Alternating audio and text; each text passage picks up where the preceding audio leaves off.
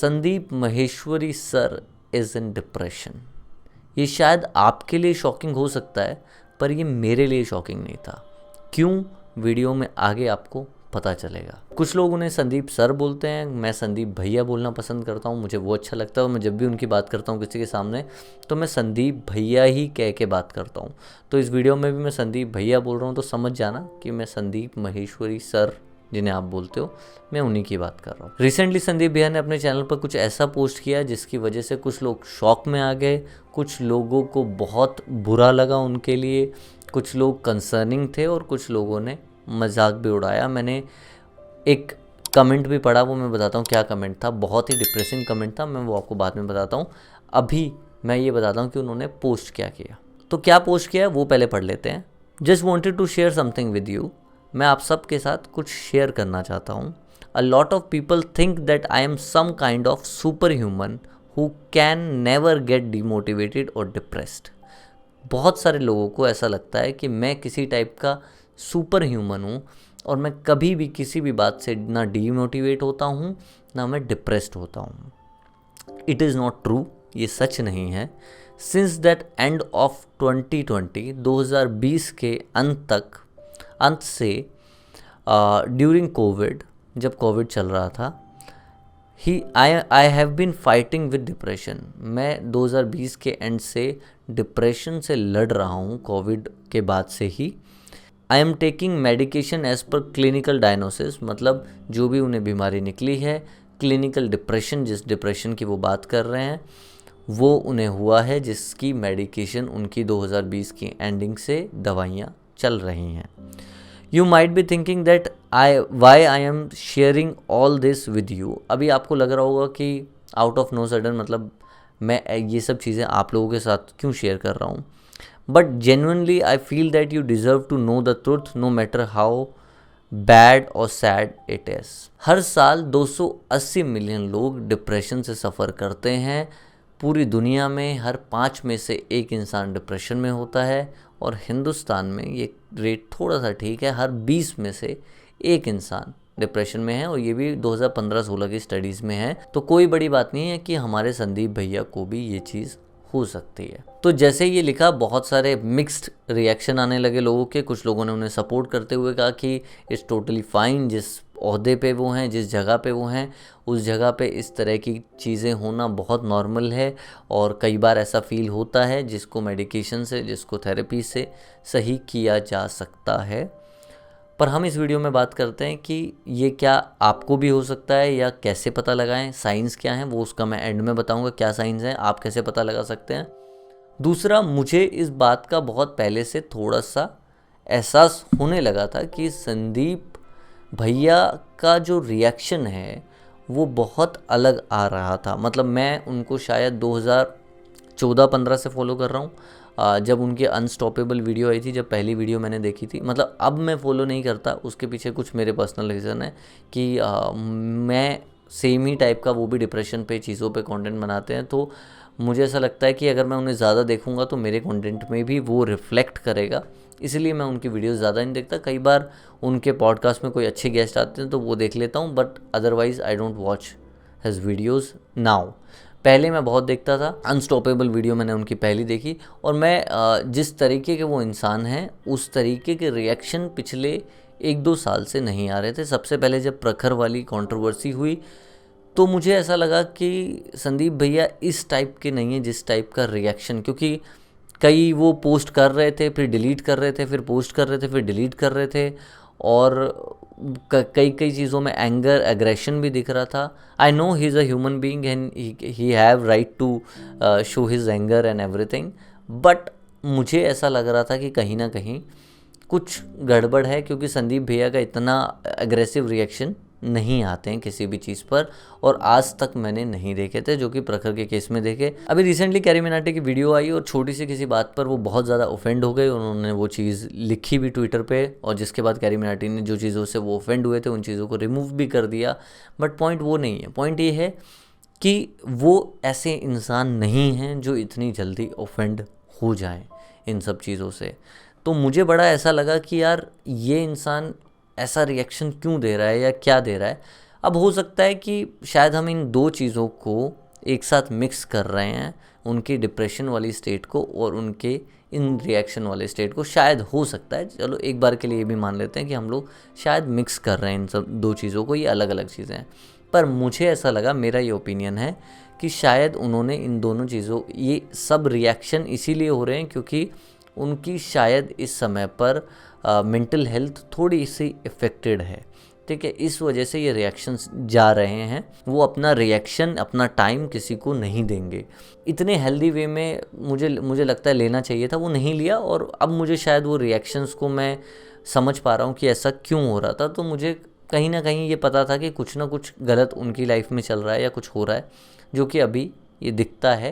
तो हो सकता है टोटली मैं गलत भी हूँ, इस बात को वो आके मेरे से क्लियर नहीं करने वाले हैं, but this is my opinion, शायद मैं गलत भी हो सकता हूँ। और इसी के बाद जब मैं कमेंट सेक्शन में था तो किसी ने एक कमेंट किया कि डिप्रेस संदीप महेश्वरी, जो कि मुझे कहीं ना कहीं इंटरनली बहुत बुरा लगा कि आपको ये समझना चाहिए कि ये बहुत बड़ी बात है कि आप अपने डिप्रेशन को ऐसे ओपनली बोल पा रहे हो, और वो भी 2020 से। 3 साल गुजर चुके हैं, अब 2024 आने वाला है, तो 3 साल already he suffering from this disease.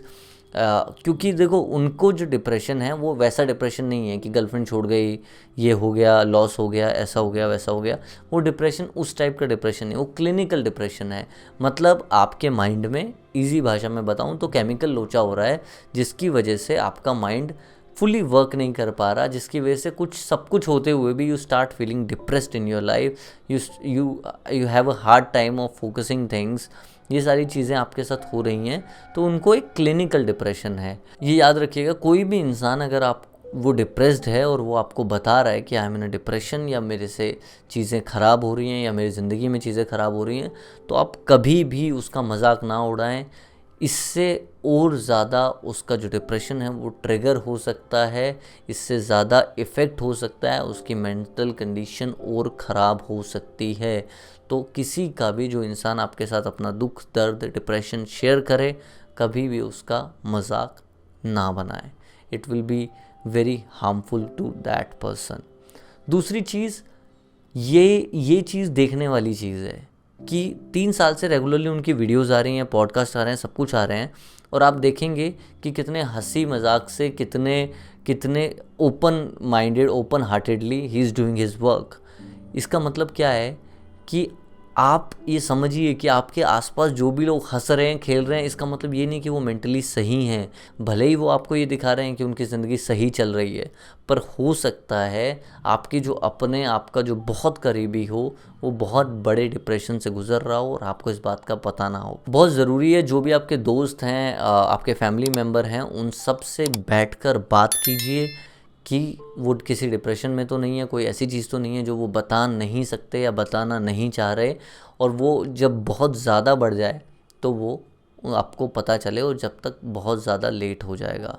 बहुत सारे लोगों को अपने क्लिनिकल डिप्रेशन के बारे में उनको खुद भी नहीं पता होता, या वो दूसरे को समझ भी नहीं पाते हैं, जिसकी वजह से जब उन्हें पता चलता है, ये तो वो संदीप भैया तो इस चीज़ से बहुत ज़्यादा अवेयर हैं, क्योंकि वो ऑलरेडी इस पे वीडियोस बना रहे हैं। उनका लाइफस्टाइल जिस तरह का है, वो लोगों से बात कर सकते, उनके आसपास ऐसे लोग रहते हैं जो उनको हेल्प कर सकते हैं। तो शायद हो सकता है बहुत इनिशियल स्टेज पे उन्होंने डायग्नोसिस कर लिया, और अब उनको बहुत माइल्ड डिप्रेशन हो। हमें उनकी डिप्रेशन की स्टेट नहीं पता, माइल्ड है, स्ट्रॉन्ग है, अभी भी बहुत ज़्यादा जो उनके डिप्रेशन की कंडीशन है बहुत ज़्यादा है, वो हमें नहीं पता है अभी, तो हम अभी कुछ बोल नहीं सकते हैं। बट मुझे ऐसा लगता है कि अगर आप इसको माइल्ड स्टेज पे डिटेक्ट कर लेते हो, डायग्नोस कर लेते हो, तो it will be more easy for you to treat it rather than जब ये हद से ज़्यादा बढ़ जाएगा। सबसे पहले, डिप्रेशन और सैडनेस दो अलग चीज़ें हैं। अगर आप किसी भी चीज़ के लिए दुखी हो रहे हो, कोई चीज़, ब्रेकअप हो गया आपका, फेल हो गया एग्ज़ाम में, that is sadness, that is not depression.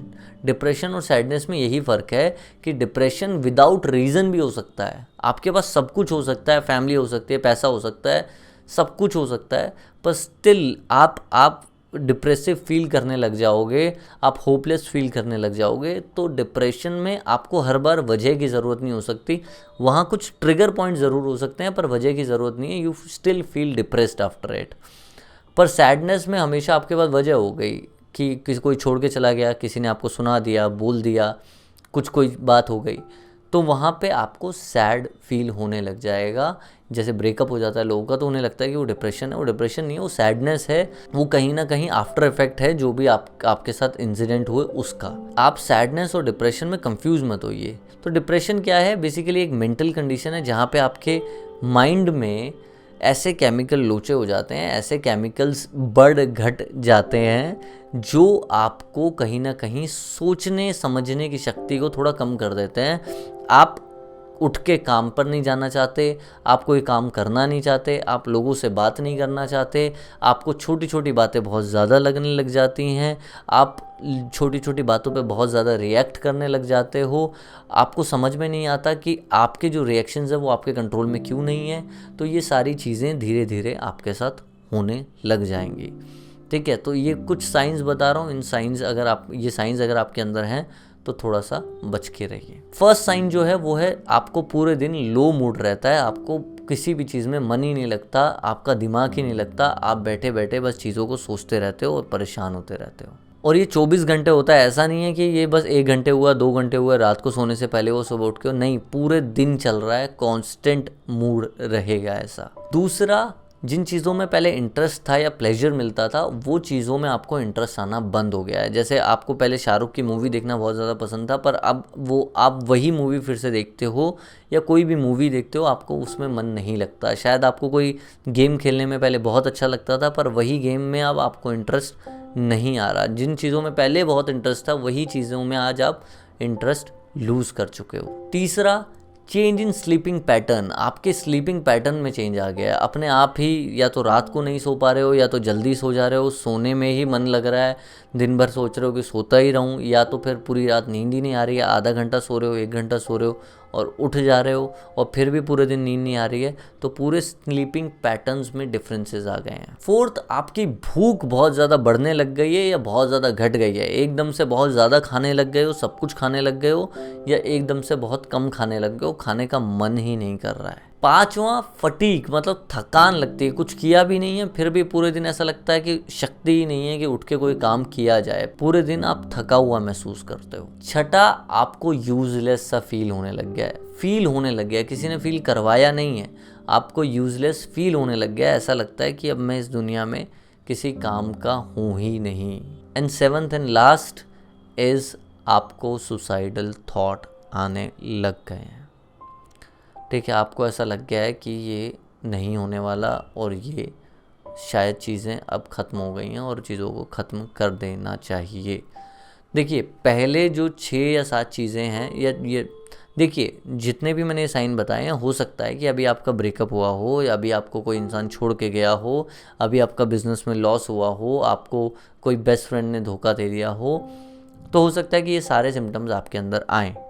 पर अगर ये सिम्टम्स 1 महीना 2 महीना 3 महीने तक रेगुलरली आपके साथ चल रहे हैं तो यस, हो सकता है कि आप डिप्रेशन में हो। आप जाइए, डॉक्टर को कंसल्ट कीजिए और थोड़ी चीज़ें कहीं ना कहीं उनसे सीखिए, थेरेपीज़ लीजिए, मेडिसिन लीजिए and treat your depression as soon as possible. But अगर ये ऐसा हो रहा है कि थ्रू आउट द डे ये भी कंटिन्यू नहीं है कोई भी सिम्टम, जब आप दोस्तों के साथ होते हो तो आप ठीक होते हो, बस जब आप अकेले में आते हो तो आप ज़्यादा डिप्रेस फील करने लग जाते हो, फिर जब आप फैमिली के साथ बैठते हो तब अच्छा फील करते हो। अगर ऐसा है तो यू आर जस्ट सैड, थोड़े दिन में ठीक हो जाएगा। और ऐसा अगर कंटिन्यू हो रहा है आपके साथ तो दिक्कत है। अगर ये कंटिन्यू नहीं है, मतलब एक दिन छोड़ के एक दिन अच्छा फील हो रहा है, अगले दिन थोड़ा बहुत बुरा फील हो रहा है, फिर 3-4 दिन अच्छा चल रहा है, 7वें 8वें दिन बुरा फील हो रहा है, तो ठीक है, you are at good track. ठीक है, सबके साथ होता है, you are at very normal stage.